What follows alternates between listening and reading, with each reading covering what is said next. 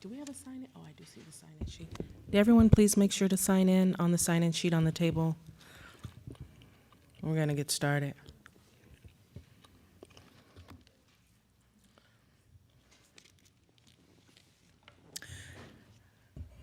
I'll just get started while you all are signing in, if that's okay. All right. Good morning. My name's Dadisi Najib. I'm the hearing officer for the Department of Public Works. And our clerk for today is Clinton. It slipped my mind for a moment. Anyway, this hearing is being recorded. I just asked you to sign in on the sign-in sheet on the table at the side of the room because for our records, if it's necessary for us to contact you following the termination of this hearing today, we'll be able to do that for any future items that you'll be presenting today. This public hearing is being held to consider two items. And my job as a hearing officer is to gather the facts, to listen to the testimonies, and help our Director of Public Works make a determination on today's hearing items. I will not be making any decisions today. I'll be forwarding those recommendations to him by the end of this week. So the hearing will proceed as follows. I'll call the item. The city staff, usually our Bureau of Street Use and Mapping, will come up and make a presentation, and then we'll ask if there are any people here from the public to respond to their presentation. Comments should be addressed to me and not the department. If you can't finish your comments within the allotted time, you may submit a written testimony to me by the end of this hearing. So the clerk is going to monitor all the speakers. You'll hear the first bell. It means the speaker has 30 seconds left to speak. A louder second bell signals that the time is up. After all public comments are completed, we will close the item. We will now begin the hearing. The first item is DP Public Works Order Number 201628.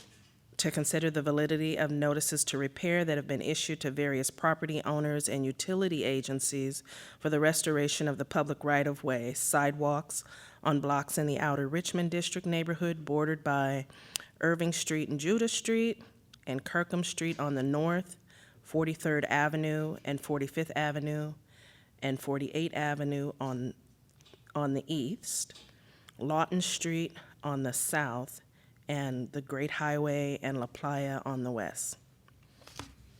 Public Works. Good morning. My name is Teresa McNamara. I work for BSM, Department of Public Works, as a street inspector. This is for Phase SERP 143, La Playa/Kirkham. Public Works Code Section 706 states that it shall be the duty of the property owners to maintain sidewalk and sidewalk area fronting or adjacent to their property in good repair and condition.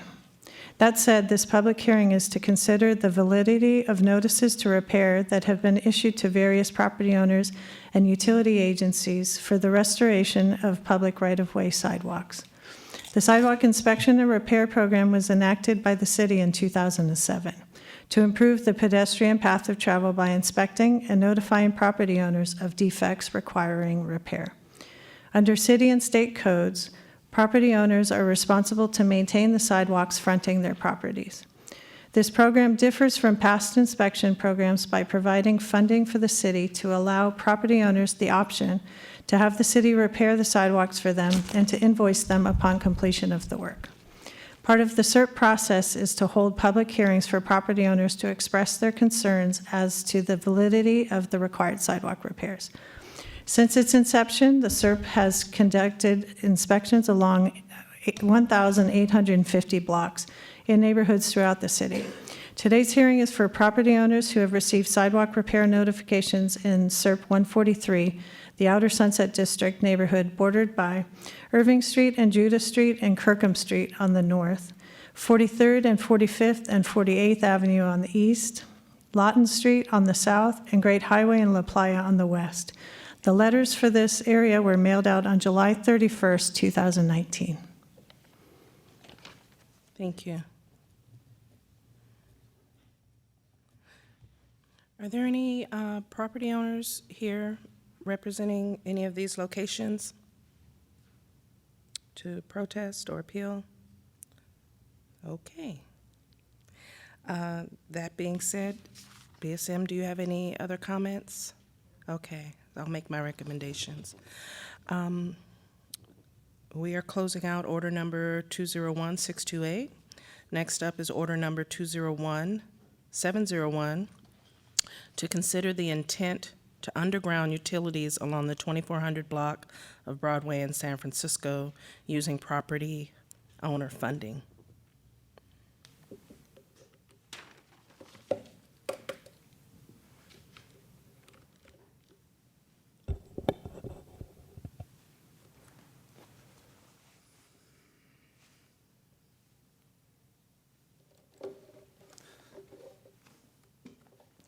The keys are, there we go.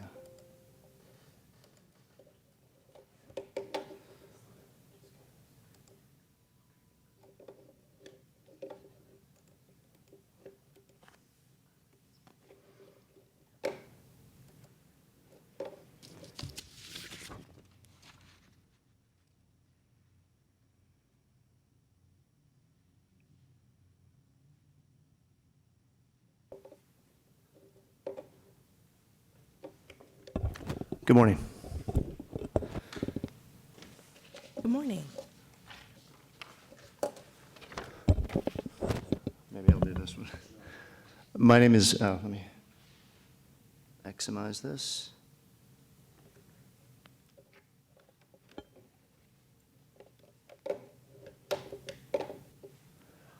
Good morning, my name is Eric Thrasher. I'm with Public Works, Bureau of Street Use and Mapping. I'm here to present our portion of the hearing for order number 201701, hearing to consider underground utility district formation at the 2400 block of Broadway in San Francisco. Just, I wanted to provide a little background information, and then we're going to bring the Neighborhood Association up to speak about their intention. But just to make everyone aware, there is a Public Works Code, Article 18, Section 912, that states each underground district shall be established by ordinance on streets, public spaces, or stated areas having existing poles and overhead utility facilities when required for reasons of public necessity, health, safety, or welfare, and when in the public interest for one or more of the following reasons. There's a number of reasons here why neighborhood associations, districts, and the city itself would be interested in seeing overhead wires undergrounded. In this case, a couple of reasons apply. I've just highlight the first one: to avoid or eliminate an unusual heavy concentration of overhead distribution facilities.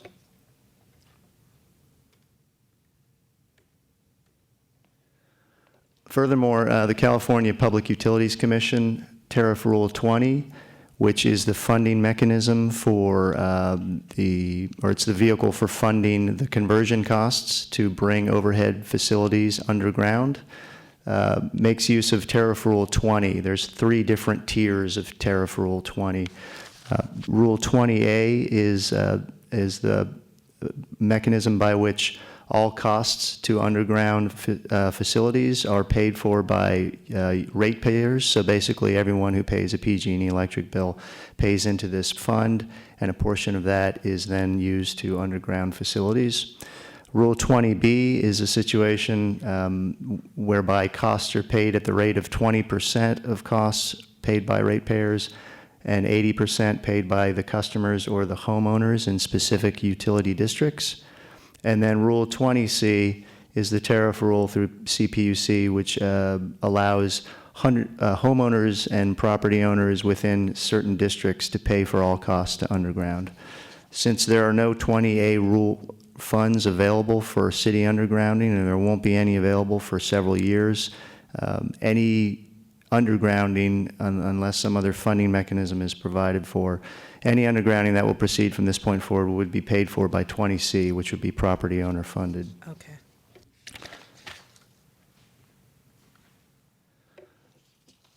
Today's presentation will be delivered by the Broadway Neighborhood Association, which represents homeowners along the 2400 block of Broadway in Pacific Heights neighborhood.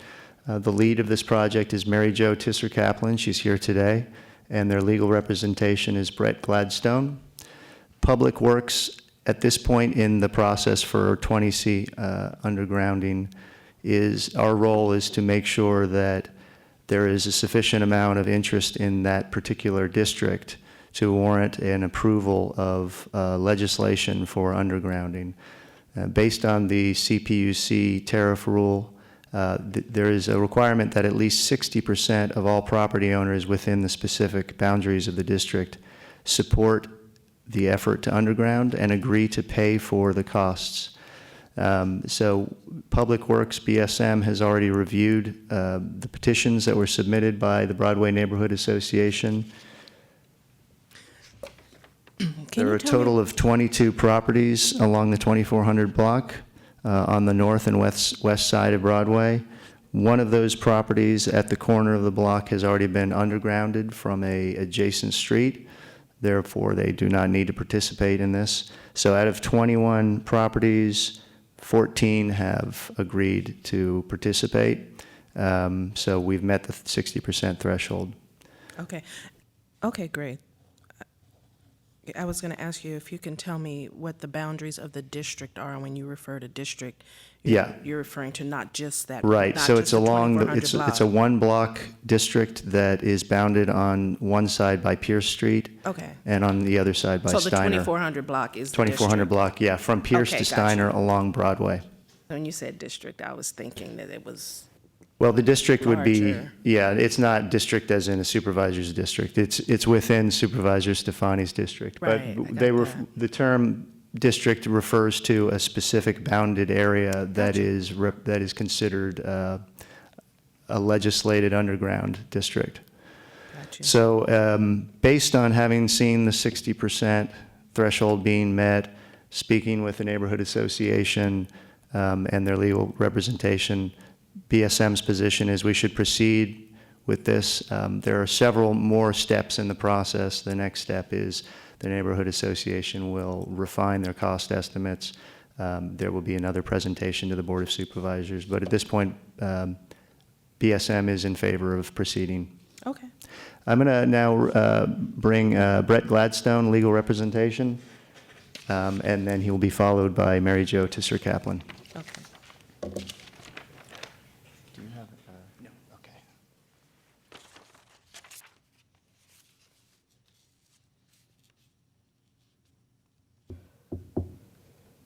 Good morning. Brett Gladstone from the law firm of Hanson Bridget. Good to see you again. Good to see you again as well. Thank you. I'm here as representative of Mary Jo Kaplan and Todd Kaplan, who have led the efforts for the neighborhood group on this block. And after me, Mary Jo Kaplan will speak and talk about the effort she's made to comply with the notification requirements of the Department of Public Works and the CPUC.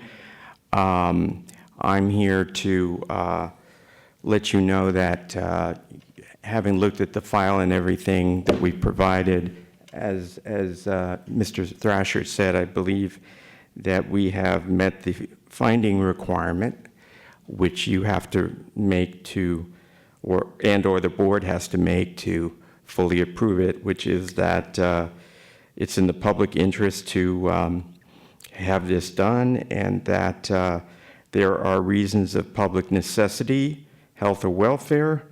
In that regard, I want to remind the room that utility poles with transmission lines have been the source of enormous fires around the state, and as a matter of safety, the block would be better off with those undergrounded safely. The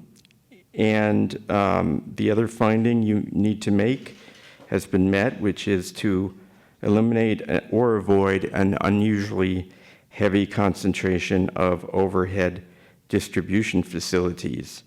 Those have been shown to you in photographs and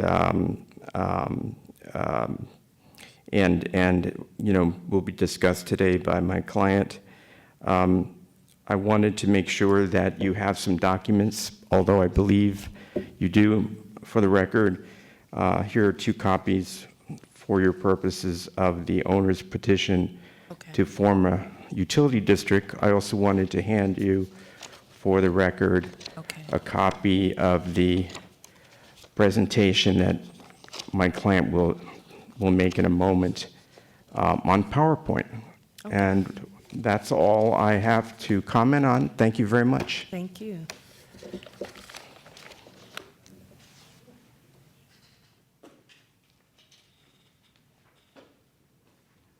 Thought of this already from last time, but okay. Thank you. Good morning. Good morning. Good to see you again. Good to see you again. Eric's helping me out again with this. This is the Okay. best part of every presentation, trying to work with a strange laptop. While I'm at it, though, why don't I go ahead and bring you this? Here I have documentation and an affidavit that I have submitted. I've caused the attached to be submitted, et cetera. There have been map mailings translated and sent to the areas required to be sent and to neighborhood notifications, and also a posting in the Chronicle about this hearing. Okay. Thank you.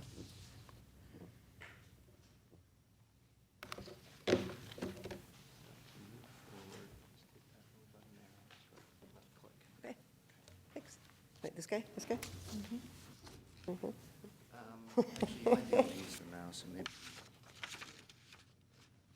All right, so this is very brief. Okay. Spare you that.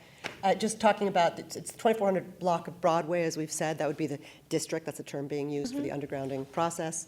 And our focus really is safety and security and also continuity of just the historic preservation of the neighborhood and how the homes were meant to look and how they now do currently look in some circumstances. Just as a quick background, the current situation is it's unsightly, and worse than that, it's dangerous. And you'll see some photos where you'll see some poles that are already overloaded, that are already leaning. We live in a town that has earthquakes. We have strong winds. These things are dangerous. We've got over 60% agreement, as Brett has said and as Erica said. We've opened a project already with PG&E, although now we understand that we can invite other people to compete for the project, which is very good news because costs come down when not dealing with a monopoly. The neighbors are willing and they're able to cover costs over a reasonable period of time. The block's flat. All the homes are privately owned. There are no bus lines on that street. It's an easy project. I know that there was an effort on a street above ours, and it evidently was prohibitively expensive to get done, but there were bus lines in both directions. Half that block really belonged to Parks Trust, so Okay. I don't know how they would have pulled that off. But ours, I think, is a simple one. And in short, it's a real danger, and I think you'll see it when you see the photos, that's easily remedied, and we want to remedy it. Okay. So just quickly, a visual overview of the neighborhood, this really attractive map that I put together. The red lines are the areas that don't have wires undergrounded. The rest of these, for the most part, all do. Okay. So our little areas with the green arrow is pointing is that's block 2400. And then I can start showing you some photos from just right around there. And this speaks really to sort of just the continuity of the look and feel of the neighborhood. It's a historic neighborhood. I know now, working on a house there, that we're not allowed to touch a window. We can't change a thing about this house, and yet these kind of really horrific-looking lines are going up all over the place. The corner of Steiner and Broadway, looking north, you just see all the power lines everywhere, versus Pierce and Broadway, because Pierce Street was undergrounded, looking north, the same, just one block down, looking the same direction. More modern lamp poles without all the power lines. Everything's underground. It's safer. It's much more beautiful. It doesn't block people's views. Same here with an easterly view from Broadway and Pierce versus the westerly view from Broadway and Pierce. This tower is, I'll have a closer up view of it too, is gigantic. And I'm not even sure what that very top-heavy looking thing is up there, but it's somewhat ominous. Okay. And then the last of these photos, Steiner between Broadway and Pacific, looks like that. I mean, this is, I don't know what we're translating from here. We're a television. Yeah. And then there's Pierce between Broadway and Pacific. It's nice and clean. It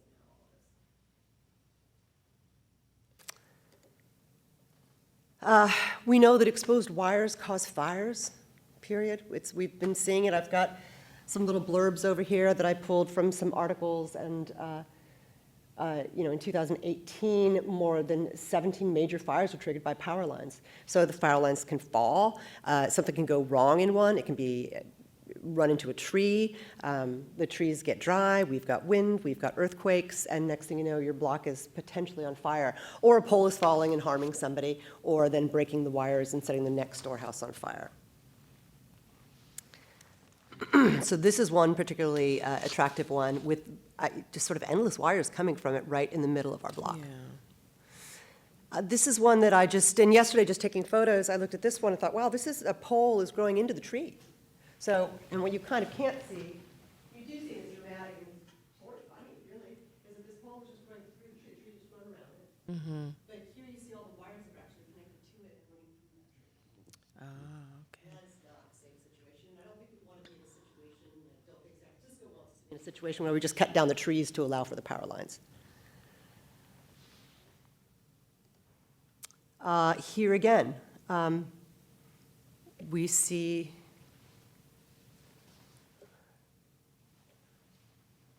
Is this on your, is this on your block? Yes.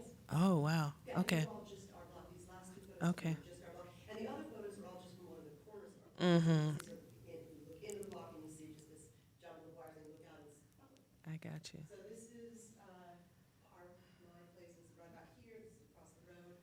But these are all the wires going through this tree and then up to this big hole. Okay, I'm not even sure what is happening. I don't know either, but But yeah. it's a little scary, I will say. And also, is it on the next? Yes. This is the block, when we stood before you last, it was about the 5G tower that was being proposed to put on this. This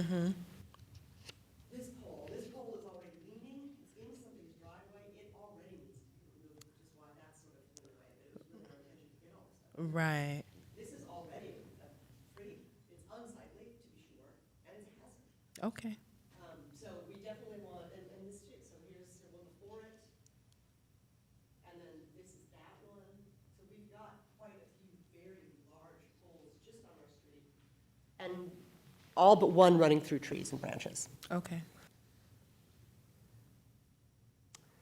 And just as a quick, because it irks me a little bit, it can't really go unsaid.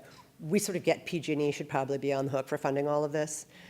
It's clear that they've got funds and they haven't bothered to spend it for the undergrounding effort. We're not going to hold our breath. We know it's probably not going to happen, and we're prepared to go ahead and fund it ourselves. Okay, Our safety is not worth waiting for them to come around to their senses and funding these things, plus everybody in the world is suing them, so give them a break for a second. So, and just as a recap, this is the same as the first slide that I showed you. The current situation on the block, it's unsightly, it's dangerous. We have over 60% agreement. We've opened a project with PG&E. Very glad to hear, as I said, that we can go to competitors to look for pricing as well. I think we'll get a much better price, which will be very helpful. Neighbors are willing and able to cover costs over a reasonable period of time, and that, I guess, gets worked out with the supervisors. That's the next step. The block's flat. It's one of the only flat blocks really in that whole area. Everywhere, Broadway between Steiner and Pierce, a block up, they're flat, it's easy to work on. All the homes are privately owned. There's nothing that's owned by a corporation that doesn't want to be involved or a city property. There are no bus lines going on that street at all, so they don't have to somehow be avoided or reckoned with during the undergrounding process. It's an easy project, and it's a real immediate danger, and it's easily remedied, and we'd just like to remedy it. okay. Well, thank you.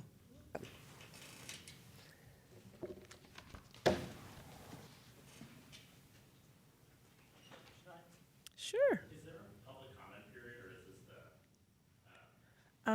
this I would ask that, anyone else who's here on behalf of the homeowners association to probably speak first in support of, and then you can. So unless, is there anyone else here that wishes to speak on this matter? Okay, no, you provided a lot of background information here, and I was the hearing officer previously for the surface mounted facilities regarding this issue, so I do have a lot of background material on it, and I'm very familiar with your efforts, so please, make a comment. Hi, good morning. My morning. name's Samuel Bennett. I am a legislative aide to District 2 Supervisor Catherine Stephanie. Just speaking on behalf of our office in support of this project and the formation of the underground utility district. I know that this is, through the 20C mechanism anyway, a relatively new way to get utilities underground in the city and county of San Francisco. And we really wanted to recognize and applaud really the project sponsor's diligence in moving this forward. There's a lot of complicated requirements that Brett and Mary Jo talked about, and we really think that they've crossed their T's and dotted their I's at every Absolutely. turn. And we're looking forward to seeing this move forward. And we hope that. Well, also, thank you to the Bureau of Street Use and Mapping for their help with that, and Eric has been helpful in facilitating this process because we're kind of uncharted. We're in uncharted territory here, and he's been really helpful. And so we hope that we can see this project move forward. And thank you for hopefully your support too. Thank you. Thanks. Are there any other comments this morning? Okay, well, we are going to go ahead and close this out. Thank you, everyone, for your time. Closing out, what order number was this? I'm sorry. 2400 block of Broadway. I did not have the number. Where'd it go?